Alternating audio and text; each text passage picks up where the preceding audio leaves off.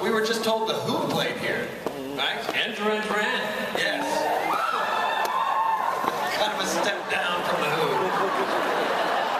Us? Well, yeah, we're I'm Nathan Fillion. This is Alan Tudyk, who I just now call Boss. Alan, let's sit down. Thank you. Thank you very much. Thank you. Boss, I like that. Oh, all right. Here tonight. Thank you for dressing up. I feel dressed well. I know you're a video game fan. Do you like the Payday 2 series? You do. Nice.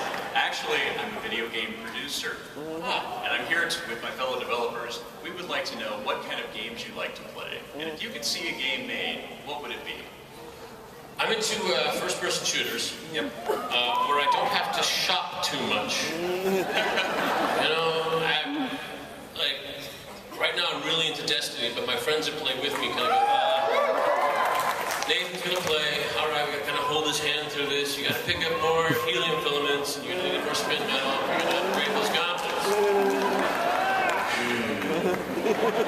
So one of the guys who actually made Destiny just goes, hang on a second, here's some clickety-clackety, clickety-clack, clickety-clack, and all of a sudden my guy had this like super-duper ram helmet, this kind of ram skull, horned helmet, and I'm level 32 all of a sudden.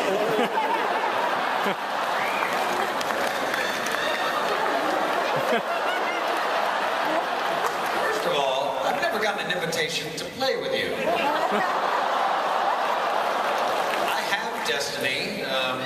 It's not an impossibility. I certainly don't have a ram's head. You needed a con man, sir. That's true, and that's the game I want to see made, which we are making it. We have a big meeting right after we shoot Con Man, right after they call it actually Comic-Con in San Diego to get that going. Yes, oh, thank you. That's another castle thing. Cheers. Hello, long-time watcher, first-time questioning. What is the favorite role you've ever played for both of you? I'm going to say my favorite role that you've ever played. Okay. Thank you very much.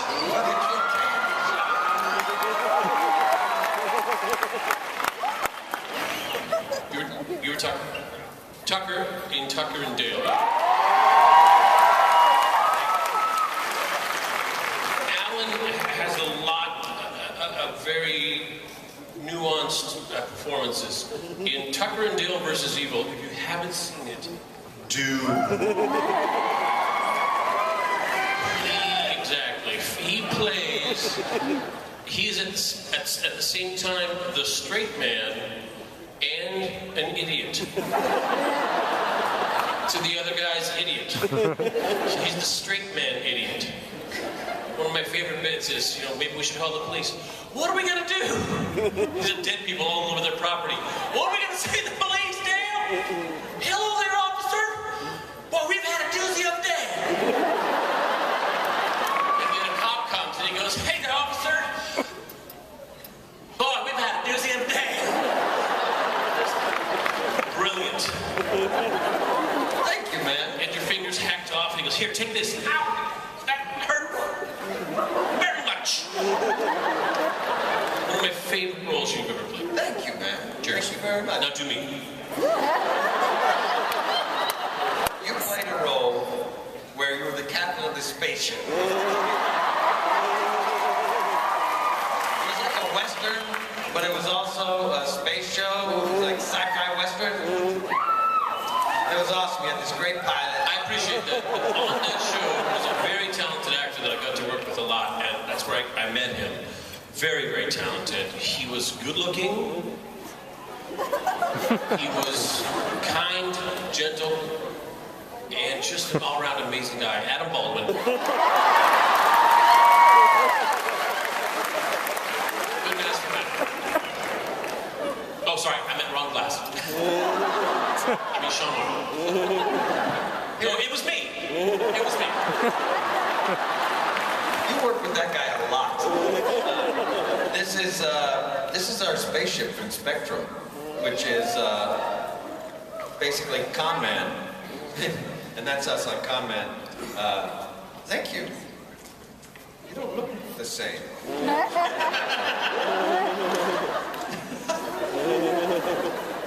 All right, it has to be. Has there ever been a moment, who put all these blue highlighters in my trailer? I can't read it. I'm not going on. Really? Yeah, and I'll remember, like, I don't know this line, but I remember it was like a big shape of orange. It's the long line. Or if it's like a little shape, oh, it's a little one. I remember it visually like that. Does that help, really? Yeah, look at me.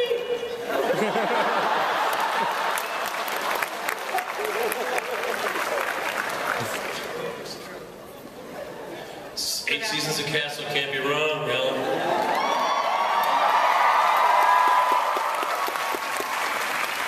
Good afternoon. First off, congratulations on the success of Con Man so far.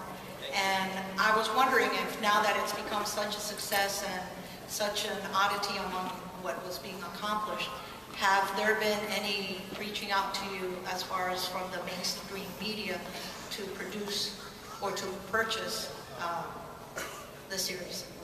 Not yet. No. Now, you were telling me a story of, let's say, an unnamed production company, distribution company of sorts, that was kind of pulling you along, kind of had you on the line a little bit, and you were really just trying to want to get this thing made. And This is early on. This is like last year. This is before the actual the fundraising, and it just got. It wasn't pleasant. Right.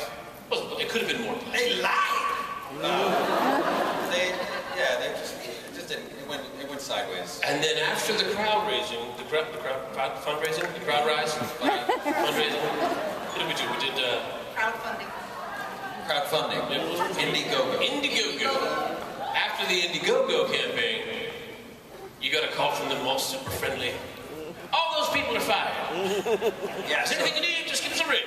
Yeah. So in that way, they opened a door that they, I don't know, shut. Slammed shut on your face. Shut on my face. Broke my nose. So yes, I think that a lot of people are going to wait to see it, which is a very shrewd plan. It's a good idea. I'm just looking forward to making it, and Because someone said, hey, you know what would be funny?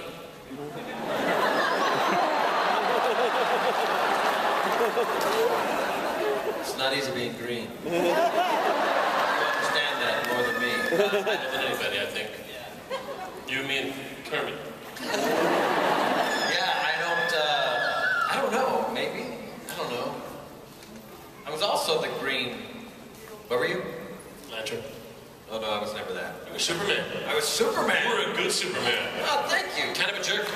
Yeah, A little different. he was the young Superman. They're like, he's not really as sure of himself as he usually is. And Superman who's a little insecure and uncertain about what he's doing. He seemed a little pretty cocky to me. He was like, He was young. What are you going to do? Stop me? It's fun. It's a good time. I can't believe I played Superman.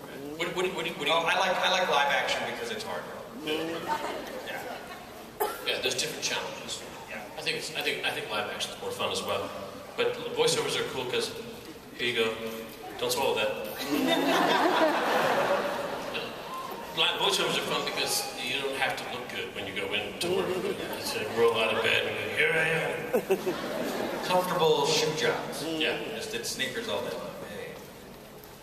Hi, Nathan Allen. I'm Tammy. Welcome back to Dallas. Hi. I had a question. Of all your roles that you've played, which of the characters do you think you could be friends with and maybe not be friends with? I could be friends with Wash. He's the closest to me. I don't think I can be friends with Alpha. He cuts up your face. He will cut up your face. It's not a good trait to have in a friend. Alpha, not again.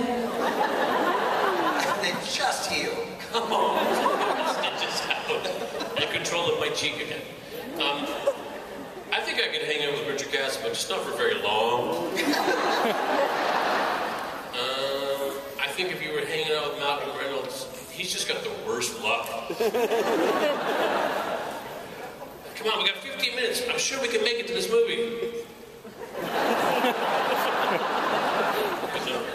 And I'm also, just because I like your yeah, it's the Spectrum shit.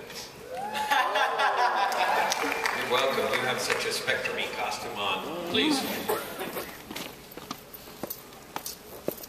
Hello. Hey! I'm Ace, and I wanted to know, since you guys know that Conman's now going to be produced and everything, how does it feel to know that something that you created is now going to be coming to life? Pretty great.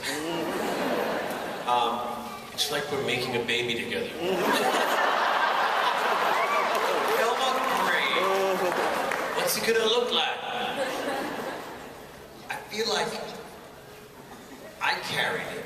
No, I birthed it. Yeah.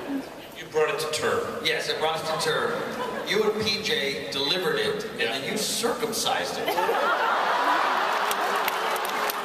And all y'all were the seed.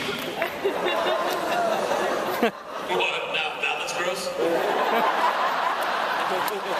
Thank you, Jason. Hi, my name is Alexis, and I have a question for Nathan. Congrats on season 8 of Castle. And from season 7, what's your favorite episode and why? Season 7. Okay, here's the funny thing about doing the show for 7 years. You come to work in the morning, you got all this dialogue to say, you got to memorize it all, you got to do it all, you got to say it all. The following day, you have to do the same thing. I don't remember the previous day. I just delete it. It's like my mind is a hard drive. Now, you kids today, you guys have flashcard memory. We got these old hard drives. They're primitive and efficient, and they don't work. And you have to, I've got maybe 500 megabytes. You guys got terabytes. Terabytes. I've got 500 gigabytes, and a lot of it's useless, and I can't use it anymore, but it's locked in. So now it's looking at a locked file. So I've only got like a certain amount of space. I can barely remember what I had for breakfast this morning. Never mind what happened in season 7. Let me just see if I can remember one episode.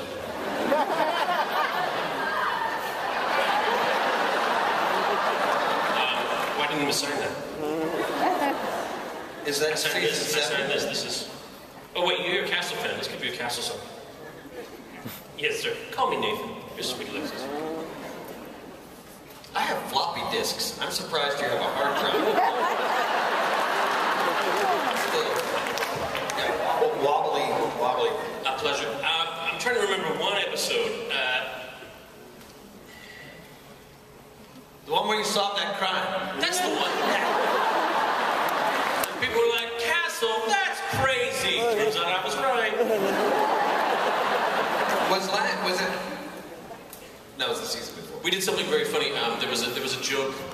It was a joke that wasn't really working. We were trying to work it, and we found something that was really cool. We were trying to figure out who Detective Ryan was doing security for. So it has to be someone important, someone big. Is it the Pope? Is it the Angela Merkel? Is it making all these guesses? And then I go, oh, is it One Direction? Ryan, if it was, you would tell me, right? And then John Huertas came up with this great tag. I go, are they even in town? He goes, no, they're in Hong Kong. Like he knows the One Direction concert schedule. And we looked it up online. What's their concert schedule, like, when would this air? This would probably air about, so they'd probably be in Hong Kong right about then. Yeah, that's how deep we went. I signed that one twice. And I started in grade. So that is Optimus Prime talking. I'm not saying anything here. All right, there you go.